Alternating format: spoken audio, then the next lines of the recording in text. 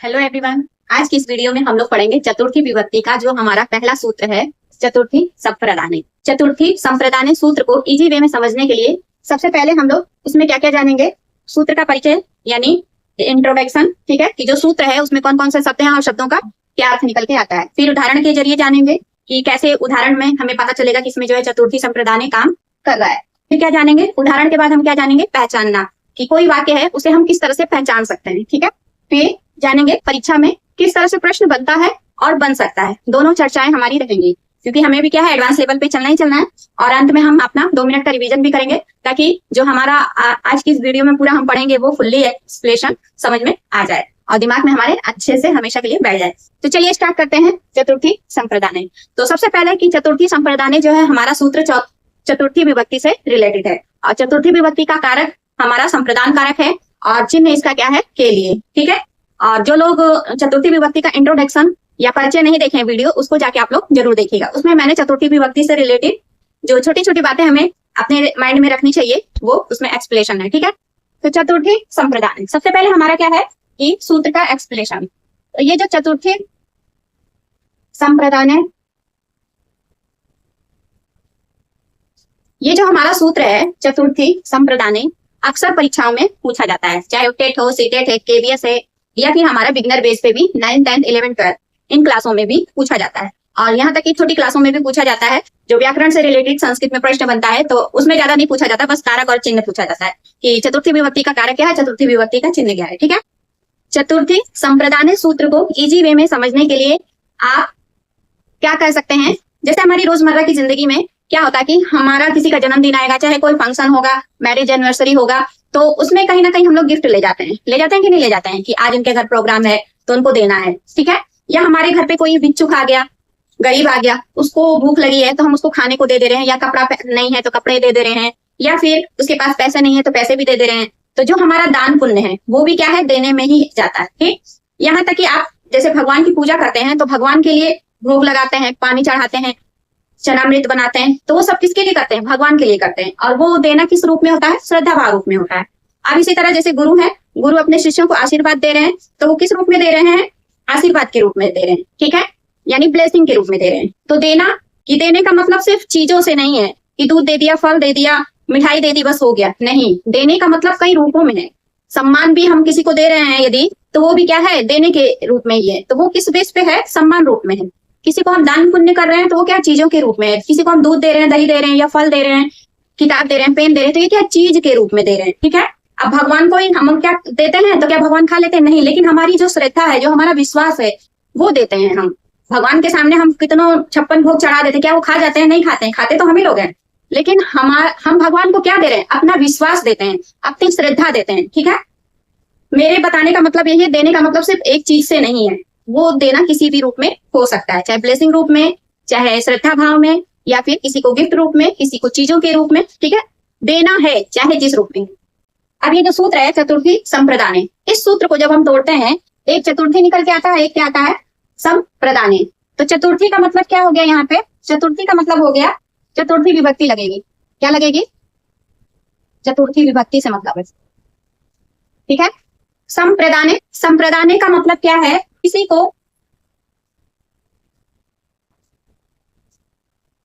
को कोई वस्तु देना, अर्पित करना,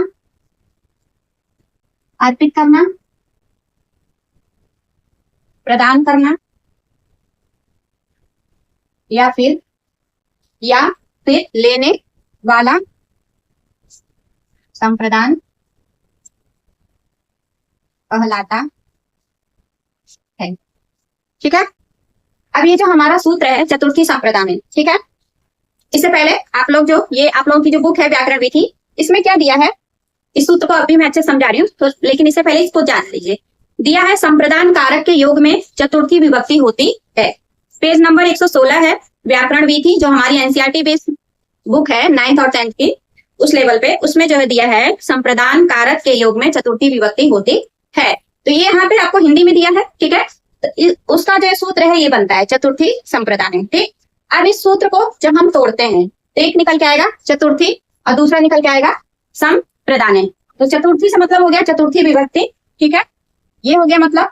और संप्रदाने का मतलब क्या हो गया, किसी को कोई वस्तु देना, अर्पित करना, प्रदान करना। और आपको यदि इजी, सबसे इजी वे में समझना है तो जो वस्तु को ले रहा होगा या जो वस्तु को लेगा, ठीक है, या लेना, ठीक है। एक तो देता है, अब जैसे राजा भिक्षुक को दान देते हैं या वस्त्र देते हैं, चाहे कुछ भी कह लीजिए, तो राजा क्या देने का काम कर रहा है, ले कौन रहा है, भिक्षुक ले रहा है। अब इसी तरह दूसरा एग्जाम्पल समझ लीजिए कि माता बच्चे को दूध देती है या बच्चे को मिठाई देती है, चाहे बच्चे को फल देती है, ठीक है। कौन दे रहा है, माता दे रही है। किसको दे रही है, बच्चे को दे रही है। अब ये जो बच्चे को दे रही है तो बच्चा क्या ले रहा है कि नहीं ले रहा है, माँ तो दे रही है, लेकिन लेने वाला काम कौन कर रहा है, बच्चा कर रहा है। तो संप्रदाने का सबसे इजी वे में, सरल शब्दों में आप अपने दिमाग में बैठा लीजिए कि वहां पे चतुर्थी विभक्ति लगेगी जो वस्तु को ले रहा होगा। अब गरीब ले रहा है, भिक्षुक ले रहा है, तो भिक्षुक में लगेगा भिक्षुकाय। पिता ले रहा है तो पित्राय में लगेगा, ठीक है। बालक ले रहा है तो बालकाय हो गया, ठीक है। तो जो देता है वो तो कर्ता हो जाता है, लेकिन जो ले रहा है सामान को, वही क्या है, संप्रदान कहलाता है, ठीक है। तो हम देने वाली चीज को तो संप्रदान कहते ही हैं, लेकिन हम विभक्ति किस में लगाएंगे, ये हमको समझना जरूरी है। तो विभक्ति हम देने वाले में नहीं लगाएंगे, जो सामान को ले रहा है उसमें लगाएंगे, ठीक है। ये बात क्लियर हो गई आपको। तो संप्रदाने का मतलब क्या हो गया कि किसी को कोई वस्तु देना या अर्पित करना या प्रदान करना, या फिर लेने वाला संप्रदान कहलाता है, ठीक है। तो मतलब जो लेगा उसी को हम क्या कहते हैं, संप्रदान कहते हैं। और उसी जिसमें संप्रदान रहेगा उसी में ही हमारी क्या है, चतुर्थी विभक्ति लगेगी। तो इस सूत्र का मतलब क्या हो गया, संप्रदान में, यहाँ संप्रदाने दिया है ना, सप्तमी विभक्ति लगी है, तो यानी संप्रदान में चतुर्थी विभक्ति लगेगी। अब वो संप्रदान क्या होगा कि जो वस्तु को ले रहा होगा वही संप्रदान है, समझ लीजिए। तो जो दे रहा है वो तो काम कर रहा है, वो कर्ता में चला जाएगा, लेकिन काम किसके लिए हो रहा है, जो ले रहा है उसी के लिए ना हो रहा है, ठीक है। तो ये इतनी बात समझ में आ गई, चतुर्थी संप्रदाने सूत्र। इस सूत्र को तोड़ेंगे तो चतुर्थी निकल के आया, संप्रदाने निकल के आया। चतुर्थी में चतुर्थी विभक्ति से मतलब है, संप्रदाने का मतलब जो वस्तु को लेगा उसमें क्या लगेगा, हमारा चतुर्थी विभक्ति लगेगा। या फिर आप दूसरी भाषा में कह सकते हैं कि जिसे वस्तु दी जाए, जिसको प्रदान की जाए, या फिर जिसके लिए कार्य किया जाए, ठीक है। आप किसी तरह से भी समझ सकते हैं, लेकिन सिंपल वे में आप यदि समझना चाहें तो लेने वाला ही जो है संप्रदान कहलाता है, और जो लेगा उसी में हमारी क्या है, चतुर्थी विभक्ति लग जाएगी, ठीक है। तो मैंने आपको दोनों तरह से समझा दिया कि जो देगा या जिसके लिए काम हो रहा है या जिसको प्रदान किया जा रहा है, अर्पित किया जा रहा है, कुछ भी हो सकता है, ठीक है। क्योंकि देने का मतलब एक सिर्फ वस्तु से मतलब नहीं है। अभी मैंने आप लोगों को बताया देने का मतलब कई रूपों में है, भाव श्रद्धा भी देना है, विश्वास भी देना ही है, और आशीर्वाद दे रहे हैं, ब्लेसिंग दे रहे हैं, वो भी क्या देना ही है, गिफ्ट रूप में दे रहे हैं वो भी देना ही है, किसी के ऊपर हम गुस्सा करते हैं तो वो भी क्या देना ही है, ठीक है। तो देने का अलग अलग मतलब है, लेकिन जो ले रहा है उसमें क्या है, वो संप्रदान है, और उसी संप्रदान में हमारी क्या लगेगी, चतुर्थी विभक्ति लगेगी। अब चतुर्थी संप्रदान सूत्र को हम उदाहरण के जरिए समझते हैं। कुछ एग्जाम्पल है उसको आप सुन लीजिए, क्योंकि सारे एग्जाम्पल बताने तो पॉसिबल नहीं है। जैसे हम कहते हैं बच्चे को माँ दूध देती है या माता बच्चे को दूध देती है, पिता पुत्र को किताब देते हैं या वस्त्र देते हैं, ठीक है। राजा भिक्षुक को वस्त्र देते हैं।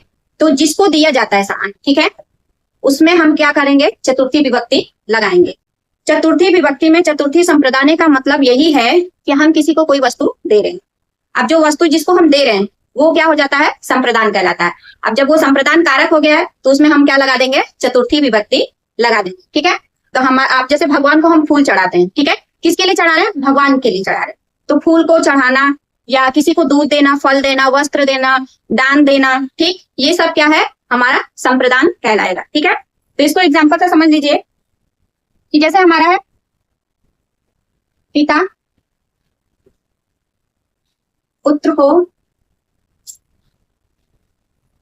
वस्त्र देता है, ठीक है। अब ये जैसे हमारा एग्जाम्पल है, पिता पुत्र को वस्त्र देता है। अब यहाँ पे जो पिता है ये क्या कर रहे हैं, दे रहे हैं, किसको दे रहे हैं, पुत्र को दे रहे हैं। क्या दे रहे हैं, वस्त्र दे रहे हैं, ठीक है। समझ में आ गई बात। तो यहाँ पे जो काम कर रहा है, ये जो पिता है इसमें यहाँ पे क्या है, कर्ता है। काम कौन कर रहा है, पिता कर रहे हैं। क्या दे रहे हैं, वस्त्र दे रहे हैं। तो यहाँ पे जो ये वस्त्र है ये क्या है, कर्म हो गया, ठीक है। अब आती है बात कि हम संप्रदान किसको कहेंगे, जिसको दिया जा रहा है। अब दिया किसको जा रहा है, पुत्र को दिया जा रहा है। जो वस्त्र है वो किसको दिया जा रहा है, पुत्र को दिया जा रहा है। या ले कौन रहा है, पिता तो दे रहे हैं, लेकिन ले कौन रहा है, पुत्र ले रहे हैं। तो जो लेगा या जिसको दिया जाए, दोनों बात एक ही है, ठीक है ना। अब चाहे कान इधर से पकड़िए चाहे इधर से पकड़िए, ठीक है, चाहे उल्टा पकड़िए चाहे सीधा पकड़िए, डायरेक्ट पकड़िए चाहे इनडायरेक्ट पकड़िए। तो कहने का मतलब अब इसमें कंफ्यूजन मत होइएगा कि अब हम लोग शुरू से क्या पढ़ते हैं कि जिसे दिया जाए, जिसे प्रदान किया जाए, जिसे अर्पित किया जाए।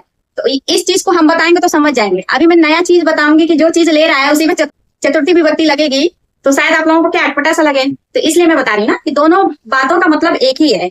अब मैं पेन ले रही हूँ या कोई मुझे पेन दे रहा है, तो पेन तो मेरे पास ही ना आ रहा है। अब यहाँ पे जो कपड़ा है पिता तो दे रहे हैं, लेकिन ये कपड़ा क्या पिता रख रहे हैं अपने पास? नहीं। किसको दे रहे हैं? पुत्र को दे रहे हैं। अब ये जो पुत्र है, लेने के रूप में समझ लीजिए, जो पुत्र है कपड़ा जब पिताजी दे रहे हैं तो अपने पास ही ना रख रहे हैं कि पिताजी को दे दे रहे हैं, नहीं ना। तो लेने वाला ये जो पुत्र है, इसका जब हम संस्कृत अनुवाद बनाते हैं, अब ये जो एग्जाम्पल है इसको जब हम संस्कृत बनाते हैं तो क्या आता है? पिता पुत्र को। तो यहाँ पे चतुर्थी विभक्ति हम किसमें लगाएंगे? पुत्राय, ठीक है। फिर क्या है? वस्त्रम, जो कर्म है उसमें हमारा द्वितीय विभक्ति लगेगा। और ददाती जो देता है, दा धातु, काम क्या है? प्रेजेंट टेंस में है, तो क्या हो गया हमारा? ददाती, ठीक। अब इसमें देखिए चतुर्थी, जब इस वाक्य को हम संस्कृत अनुवाद किए हैं तो चतुर्थी विभक्ति हमारा किसमें लगा है? जो दे रहा है या जिसको दिया जा रहा है? किसको दिया जा रहा है? पुत्र को दिया जा रहा है। सिंपल वे में आपको समझना है तो जो ले रहा है, कौन ले रहा है? पुत्र ले रहा है। तो पुत्र में जो लेगा या जिसको दिया जाएगा, दिया किसको जा रहा है? पुत्र को दिया जा रहा है। और ले भी कौन रहा है? पुत्र ही ले रहा है। तो दोनों बातों का संबंध कैसे हुआ, समझ में आ रहा है कि नहीं आ रहा है? तो जिसे हम वस्तु देंगे या जिसके लिए हम कार्य करेंगे या जिसे हम प्रदान करेंगे, अर्पित करेंगे, उसमें हम क्या लगाएंगे? चतुर्थी विभक्ति लगाएंगे। क्यों लगाएंगे? क्योंकि वह क्या है? संप्रदान कारक है, और संप्रदान कारक में ही हमें क्या लगाना है? चतुर्थी विभक्ति लगाना है। तो यहाँ पे हमारा संप्रदान कारक कौन सा है? पुत्र है।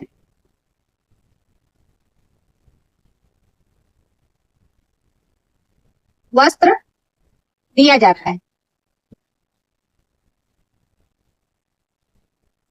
अब यहाँ पे ये जो संप्रदान है क्यों कहलाया है पुत्र? पुत्र संप्रदान इसलिए कहलाया, संप्रदान कारक पुत्र इसलिए हुआ है क्योंकि पुत्र के लिए काम हो रहा है। पिता जो है पुत्र के लिए काम कर रहे हैं, पुत्र को दे रहे हैं, ठीक है। तो जिसको दिया जा रहा है, तो यहाँ पे जो पुत्र को दिया जा रहा है तो ये संप्रदान कारक हो गया, और संप्रदान कारक होने की वजह से पुत्र में हमारा क्या लग गया है? चतुर्थी विभक्ति। तो अब यहाँ पे बात समझ में आ गई आपको? यानी जो कर्ता होगा, जो किसी वाक्य में जो कर्ता होगा, जिसे वस्तु दे रहा होगा, ठीक है, या जिसके लिए कार्य कर रहा होगा, वह क्या कहलाएगा? संप्रदान कहलाएगा। और इजी वे में आपको समझना है तो जो वस्तु को ले रहा है वही संप्रदान कहलाता है, ठीक है। इजी वे में, सिंपल वे में, जो 0 लेवल का बच्चा है वो समझ जाएगा इस चीज को, कि जो सामान को ले रहा है वो क्या कहलाएगा? संस्कृत की भाषा में संप्रदान कहलाएगा, और उसी में क्या लगेगी? चतुर्थी विभक्ति लगेगी, ठीक। ये बात समझ में आ गई? तो एग्जाम्पल से ये समझ में आ गया। एग्जाम्पल बहुत सारे हैं। पिता पुत्र को दे रहा है, या माता दूध देती है, माता मिठाई देती है बेटी को या बेटे को, पिता को चाहे भाई को, ठीक है, कुछ भी कह सकते हैं आप। भगवान को फूल चढ़ाते हैं, ठीक है। मैं अपने मित्र को उपहार देती हूँ, ठीक है। एग्जाम्पल के तौर पे बहुत सारे एग्जाम्पल है। तो जो संप्रदान होगा, कुल मिला के संक्षेप में संप्रदान जो होगा, और संप्रदान कौन होगा? कौन कहलाएगा संप्रदान? जो वस्तु को ले रहा होगा, ठीक है, या जो वाक्य है उसमें जो करता है, यानी जो काम को कर रहा है, वो जिसे वस्तु दे रहा है, ठीक है, वो क्या कहलाएगा? संप्रदान कहलाएगा। और वो संप्रदान कारक कहला रहा है, इसलिए उसमें क्या लगेगी? चतुर्थी विभक्ति लगेगी, ठीक है। तो ये भी बात क्लियर हो गई।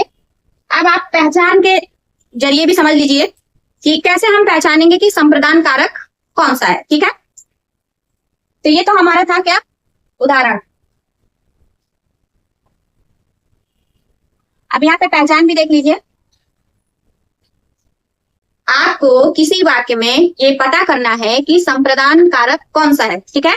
तो जो वाक्य है, ठीक है, उसमें प्रश्न लगा के पूछेंगे किसे देता है, या किसे अर्पित करता है, या किसको देता है, ठीक है। इस तरह से प्रश्न बनाएंगे तो उसका जो उत्तर निकल के आएगा, ठीक है, वही क्या है? संप्रदान है। और उसी जो जब संप्रदान का आंसर निकल आएगा तो हम उसमें क्या लगा देंगे? चतुर्थी विभक्ति लगा देंगे। अब देखिए उदाहरण से, पिता पुत्र को वस्त्र देता है। पिता किसे देता है? किसे देता है? प्रश्न हम क्या बनाएंगे? वाक्य में प्रश्न बनाकर पूछेंगे। क्या पूछेंगे? किसे देता है। अब जो इसका आंसर आएगा, हमें प्रश्न क्या लगाना है, किसे देता है। जो वाक्य है उसमें हमें संप्रदान कारक को निकालना है, और जब संप्रदान कारक हम प्रश्न लगा के निकाल लेंगे तो उसमें हम क्या लगा देंगे, चतुर्थी विभक्ति लगा देंगे। तो हमें क्या करना है कि वाक्य में प्रश्न बनाकर पूछना है, और किस तरह से पूछेंगे, किसे देता है, या किसे देती है, या किसे अर्पित करती है, या किसे प्रदान करता है या करती है, ये भी कह सकते हैं। ठीक है, अब देखिए एग्जाम्पल है, पिता पुत्र को वस्त्र देता है। पिता किसे देता है। अब इस वाक्य में मुझे संप्रदान कारक निकालना है, तो मैं कैसे प्रश्न बनाऊंगी कि पिता किसे वस्त्र देता है। ठीक है, तो प्रश्न बन गया हमारा, और किसे का आंसर क्या आया, पुत्र आया। जब मैंने प्रश्न का, इस उदाहरण का मैंने प्रश्न बनाया कि पिता किसे वस्त्र देता है, तो किसे का आंसर क्या आया, पुत्र आया। क्या आया, पुत्र, पुत्र को देता है। ठीक है, तो यानी ये जो पुत्र है क्या है यहाँ पे, इस वाक्य में, यहाँ पे पुत्र जो है इस वाक्य में क्या है, संप्रदान कारक है। अब संप्रदान कारक हमें पता चल गया, तो अब संप्रदान कारक पता चलने की वजह से अब हम इसमें कौन सी विभक्ति लगाएंगे, चतुर्थी विभक्ति लगाएंगे। और पुत्र में जब चतुर्थी विभक्ति लगाएंगे तो हमारा शब्द क्या बन जाएगा, पुत्राय। क्या बन जाएगा, पुत्राय। अब आ गई बात समझ में कि वाक्य में हमें संप्रदान कारक पहचानना है, तो क्या करेंगे, प्रश्न बना के पूछेंगे कि किसे देता है, किसे देती है, या किसे प्रदान करता है, करती है, या किसे अर्पित करती है, करता है। ठीक है, अब जैसे भगवान को फूल अर्पित किया जाता है, भोग लगाया जाता है, तो उस बेस पे है। ठीक है, तो इतनी बात समझ में आ गई कि वाक्य से हम कैसे पहचानेंगे। अब यहाँ पे तो हमें पता चल गया कि किसे लगा के प्रश्न पूछेंगे तो जो आंसर आएगा वो संप्रदान होगा। ठीक है, और वो संप्रदान जब पता चल जाएगा तो हम उसमें क्या लगाएंगे, चतुर्थी विभक्ति लगाएंगे। और संप्रदान का और एग्जाम्पल हम कैसे पकड़ सकते हैं, वो क्रिया के द्वारा कैसे हम पकड़ सकते हैं। तो जो क्रिया होगी, ये तो पहला नंबर है प्रश्न बना के, दूसरा जो है क्रिया के आधार पे। क्रिया के आधार पे कैसे हम पकड़ेंगे, जो वाक्य होगा संस्कृत में, तो संस्कृत में कुछ जो क्रियाएं होंगी वो किस रूप में मिलेंगी, तो हम समझ सकते हैं कि हाँ इसमें चतुर्थी विभक्ति हो सकती है। एक तो हमारा क्रिया क्या लगा रहेगा, ददाती। ठीक है, यदि क्रिया ददाती आता है तो 99% क्या है, उसमें संप्रदान कारक होने की संभावना है, यानी उसमें चतुर्थी विभक्ति का प्रयोग उस वाक्य में हुआ है। ठीक है, 99% कह रही हूँ। ठीक है, 100 में समझ लीजिएगा, मतलब बता रही हूँ कि जैसे आप प्रश्न लगा के भी पहचान सकते हैं, और वाक्य में जो क्रिया है उस बेस पे भी पहचान सकते हैं 50% अधिक। ठीक है, एक है ददाती, एक है यच्छति लग के आएगा। यच्छति मीन्स क्या, ददाती मीन्स देना, यच्छति मीन्स प्रदान करना। ठीक है,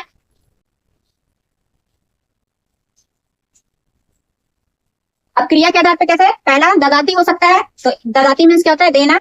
यच्छति यानी प्रदान करना, और क्या है, अर्पयति, इसका मतलब क्या है, अर्पण करना। ठीक है, आ गई बात समझ में। और क्या है, समर्पयति यानी समर्पित करना।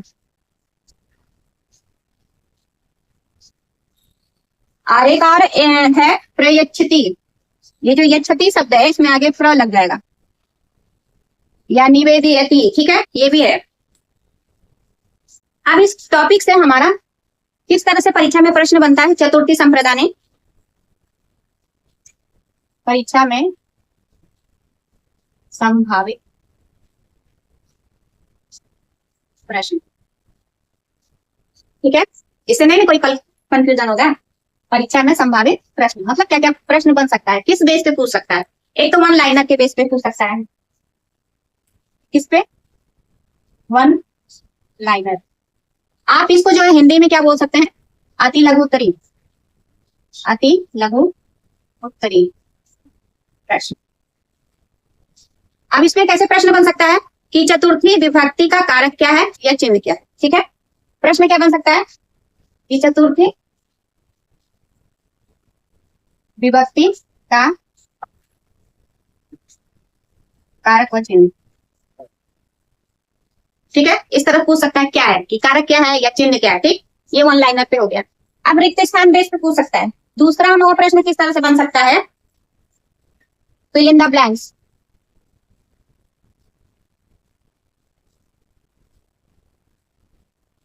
fill in the blanks, या आप हिंदी में इसे क्या कह सकते हैं, रिक्त स्थान, रिक्त स्थान भरिए, या वस्तुनिष्ठ प्रश्न भी बोलते हैं। ठीक है, अब यहाँ पे कैसे कर देगा, जैसे हमारा एग्जाम्पल दे देगा, माता, यहाँ पे डैश कर देगा, ठीक है, भरना रहेगा,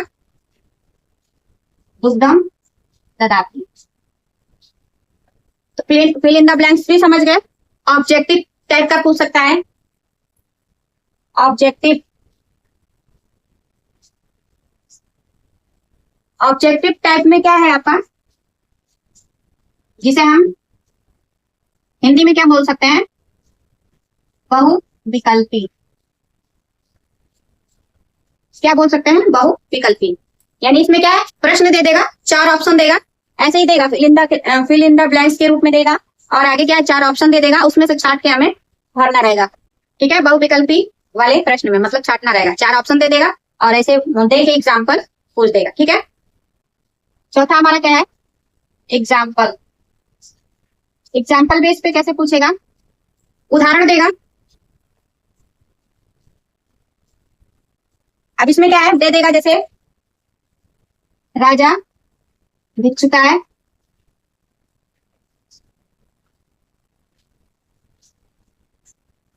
एग्जाम्पल बेस पे कैसे पूछेगा, दे देगा, राजा भिक्षुकाय वस्त्रम ददाति। ठीक है, अब यहाँ पे भिक्षुकाय के नीचे क्या अंडरलाइन कर देगा। ठीक है, और पूछ देगा कि इसमें कौन सी विभक्ति लगी हुई है। और 5वां किस बेस पे पूछ सकता है, अनुवाद बेस। अब अनुवाद बेस पे कैसे पूछेगा, कि दे देगा हिंदी में दे देगा, पिता पुत्र को पुस्तक देता है, इसका अनुवाद करिए। अनुवाद बेस पे कैसे पूछेगा, कि पिता पुत्र को पुस्तक देता है, हिंदी ऐसे करके दे देगा और कह देगा इसका जो है अनुवाद बनाइए। ठीक है, तो प्रश्न किस तरह से बन सकता है, ये आप लोगों को आई होप समझ में आ गया। आप लोगों के लेवल पे जो पूछा जाता है वो मैं बता रही हूँ। वन लाइनर बेस पे क्या पूछ सकता है, कि चतुर्थी विभक्ति का कारक क्या है, चतुर्थी विभक्ति का चिन्ह क्या है। ठीक, इस तरह से फिल इन द ब्लैंक्स यानी रिक्त स्थान भरिए, ऐसे दे देगा और आपको भरना रहेगा। ठीक है, यहाँ पे क्या कहता है, वो दे देगा, ऑप्शन दे देगा, अब उसका चतुर्थी विभक्ति लगा के आपको भरना रहेगा। अब जैसे माता दुग्धम ददाति, तो यहाँ पे क्या दे देगा, पुत्र दे देगा। ठीक है, ब्रैकेट में। अब इस पुत्र का चतुर्थी विभक्ति बना के आपको इसमें भरना रहेगा। ठीक है, अब ऑब्जेक्टिव टाइप में क्या है, बहुविकल्पी ऐसे ही रहेगा, बस 4 क्या है, 4 जो है अलग अलग ऑप्शन दे देगा। अब उस ऑप्शन में जो सही होगा उसको लगा के कर देंगे, जैसे इस तरह से। ठीक है, एग्जाम्पल बेस पे क्या है, कि ऐसे एग्जाम्पल दे देगा, राजा भिक्षुकाय वस्त्रम ददाति, और अंडरलाइन करके पूछ देगा कि इसमें कौन सी विभक्ति है। ठीक है, क्या पूछेगा, कि कौन सी विभक्ति लगी हुई है, या कौन सा कारक है, ये भी पूछ सकता है, या फिर हमारा ये भी पूछ सकता है कि कौन सा सूत्र लगा हुआ है। ठीक, अनुवाद बेस पे कि हिंदी दे देगा और बोल देगा कि इसका अनुवाद संस्कृत में अनुवाद करिए। ठीक, तो ये बातें समझ में आ गई कि किस तरह से प्रश्न बन सकता है। अब हमारा क्या है, रिवीजन। तो आज की इस वीडियो में हम लोग क्या क्या पढ़े हैं, क्या क्या जाने, उस पर हम लोग एक सरसरी निगाह डाल लेते हैं। चतुर्थी संप्रदाने, चतुर्थी संप्रदाने सूत्र को जब हम तोड़ते हैं तो उसमें एक निकल के आता है चतुर्थी, एक आता है संप्रदाने। अब इस सूत्र का मतलब क्या है, कि जिस वाक्य में संप्रदान होगा उसमें क्या लगेगी, चतुर्थी विभक्ति लगेगी। आप यदि सरल भाषा में समझना चाहते हैं तो आप ये कह सकते हैं कि जिसे वस्तु दी जाएगी, ठीक है, जिसके लिए काम किया जाएगा, वह क्या कहलाएगा, संप्रदान। और जो संप्रदान होगा उसी संप्रदान में कौन सी विभक्ति लगेगी, चतुर्थी विभक्ति लगेगी। ठीक, ये तो हो गया हमारा सूत्र का एक्सप्लेनेशन। अब है कि उदाहरण। अब हमारे बहुत सारे उदाहरण हैं, जैसे हम भगवान को फूल चढ़ाते हैं, ठीक है, या भगवान की पूजा करते हैं, या भगवान को भोग लगाते हैं। ठीक, इस तरह से हो गया। ये हमारा जो देना किस रूप में है, श्रद्धा भाव से है, विश्वास रूप में है। अब किसी को हम गिफ्ट दे रहे हैं, जैसे जन्मदिन आ गया, मैरिज एनिवर्सरी है, तो उसमें हम गिफ्ट देते हैं। ठीक है, अपने दोस्त को चाहे किसी को भी, तो उसमें भी क्या है, हम दे रहे हैं। ये जो गिफ्ट है वो किस रूप में है, वस्तु रूप में है। अब रोजमर्रा की जिंदगी में जैसे दूध दे रही है माता, फल दे रही है, कपड़ा दे रहे हैं पिता, या फिर कहता है ना कि पिता पुत्र को वस्त्र देता है, पिता पुत्र को पुस्तक देता है, या मित्र दोस्त को पुस्तक देता है। ये भी कह सकते हैं, जरूरी नहीं कि माता पिता ही काम कर रहे हैं। ठीक है, कोई भी दे सकता है, गरीब को दान दिया जा रहा है। ठीक है, तो जहां पे देने का काम हो रहा है, ठीक, जिसके लिए काम हो रहा है, जिसको वस्तु दी जा रही है, वही हमारा संप्रदान कहलाता है। और उसी संप्रदान में संप्रदान कारक होने की वजह से उसमें हम क्या लगाते हैं, चतुर्थी विभक्ति लगाते हैं। ठीक, अब है हमारा ये पहचान। कोई भी वाक्य है उसको हम 2-3 तरीके से समझ सकते हैं। एक तो जो वाक्य है के लिए को रहेगा, ठीक है, इस तरह से समझ सकते हैं। दूसरा, हमें जो है मेन जो वाक्य है उसमें मेन हमें संप्रदान निकालना है। अब चतुर्थी संप्रदान सूत्र में हमें क्या पता करना है कि संप्रदान क्या है। तो जो वाक्य होगा उसमें जो संप्रदान है उसको सबसे पहले हमें पता करना होगा। जब हमें संप्रदान पता चल जाएगा कि इस वाक्य में ये संप्रदान है, तो संप्रदान में हम क्या लगा देंगे, चतुर्थी विभक्ति लगा देंगे। ठीक, तो इसको हमें पता करने के लिए क्या करना पड़ेगा कि वाक्य में प्रश्न लगा के पूछना पड़ेगा किसे देता है। ठीक है, अब जैसे हमारे एग्जाम्पल अभी पढ़े हैं, पिता पुत्र को वस्त्र देता है, किसे देता है, पुत्र को देता है। ठीक है, या फिर हमारा एग्जाम्पल और भी है, माता बच्चे को दूध देती है, माता दूध देती है, किसे देती है, बच्चे को देती है। तो जिसे देती है, किसे लगाने पर, प्रश्न में किसे लगाकर जब किसी वाक्य में हम प्रश्न लगा के पूछ रहे हैं कि किसे, प्रश्न हमारा क्या लगेगा कि किसे दूध देती है या किसे वस्त्र देती है, किसे लगाना है। ठीक है, किसे शब्द लगा के प्रश्न बनाना है और उसका जो उत्तर आएगा वही हमारा क्या है, संप्रदान है। अब जब हमें वाक्य में पता चल गया कि ये क्या है, संप्रदान है, तो उसमें हम कौन सी विभक्ति लगाएंगे, चतुर्थी विभक्ति लगाएंगे। ठीक, ऐसे पता कर लेंगे। अब दूसरी कंडीशन कैसे पता करेंगे कि क्रिया के आधार पे जो वाक्य होगा संस्कृत में उसमें अंत में ददाती आ सकता है। ये तो मतलब कंफ्यूजन वाला है। ठीक है, तो इसको मतलब ट्राई मत करिएगा ज्यादा, लेकिन ज्यादा जो है ये जो किसे वाला शब्द है ये आप आसानी से समझ सकते हैं। ये जो मैं दूसरा ट्रिक बता रही हूँ ये मतलब एग्जाम बेस पे है। ठीक है, कि कैसे 1 मिनट में हम जान जाए कि जो वाक्य है उसमें यदि ददाती है, निवेदयति है, यच्छति है, प्रयच्छति है, समर्पयति है, ठीक है, ये सारे शब्द यदि आ रहे हैं क्रिया आधार पे, तब हम वहां पे समझ सकते हैं कि यहाँ पे हमारा चतुर्थी विभक्ति का प्रयोग हो सकता है। ठीक है, तो दोनों तरह से पता करना आ गया आपको। मेन जो है किसे वाला आप निकालिएगा, क्योंकि उससे सीधे डायरेक्ट जो है हमारा संप्रदान निकलेगा और संप्रदान हमें पता चल जाएगा तो तुरंत बस उसी में समय चतुर्थी विभक्ति लगानी है। तो संप्रदान, चतुर्थी संप्रदानी का मतलब यही है कि जो संप्रदान है उसी में हमें क्या लगाना है, चतुर्थी विभक्ति लगाना है। और सबसे इजी वे में आप समझना चाहते हैं कि जो वस्तु को ले रहा है उसी में चतुर्थी विभक्ति लगा देना है। ठीक, जो दे रहा है वो तो काम कर रहा है, लेकिन जिसको दे रहा है वो लेने वाला ही ना है। ठीक, अब है कि परीक्षा में हमारा प्रश्न किस तरह से बनता है। तो परीक्षा में हमारा प्रश्न किस तरह से बनता है, वन लाइनर बेस पे पूछता है, रिक्त स्थान बेस पे, ऑब्जेक्टिव टाइप से, और क्या कहते हैं एग्जाम्पल बेस पे और अनुवाद बेस पे। ठीक है, इस तरह से हमारा जब आप लोगों के लेवल पे ऐसे ही प्रश्न बनता है।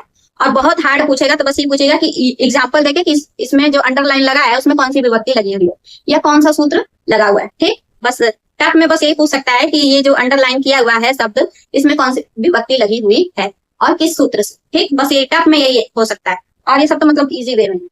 ठीक है, तो आई होप आप लोगों को जो आज की वीडियो है चतुर्थी संप्रदान इजी वे में समझ में आ गया होगा। मैं तो अपना प्रयास जो है इजी वे के लिए ही कर रही हूँ, आप लोगों को सरलता से समझाने के लिए ही कर रही हूँ कि आप लोग बिगनर हैं, जूनियर बेस पे हैं, क्लास 6 to 12 के बेस पे हैं, इसीलिए आप लोगों के हिसाब से ही मैं पढ़ा रही हूँ ताकि आप लोग 0 लेवल पे भी हैं तो चीजों को समझ जाए। संस्कृत लिए हैं, अच्छी बात है, मेरी तरफ से संस्कृत लिए हैं, कांग्रेचुलेशन। ठीक है, कि संस्कृत को आगे बढ़ाने में आप अपना योगदान दे रहे हैं कहीं ना कहीं।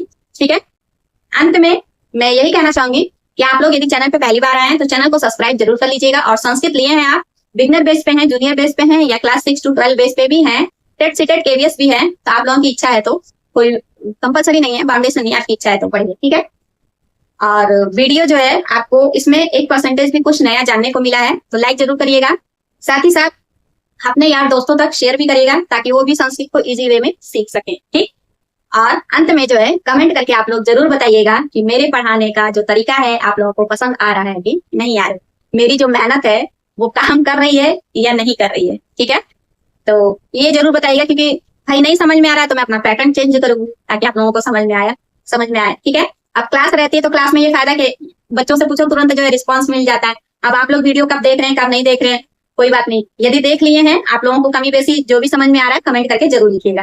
ठीक है, तो चलिए मिलते हैं अगले वीडियो में, जो हमारा अगला जो चतुर्थी विभक्ति से सूत्र है उससे रिलेटेड उसको हम जानेंगे अगली वीडियो में नई जानकारी के साथ। तब तक के लिए जय हिंद, जय भारत।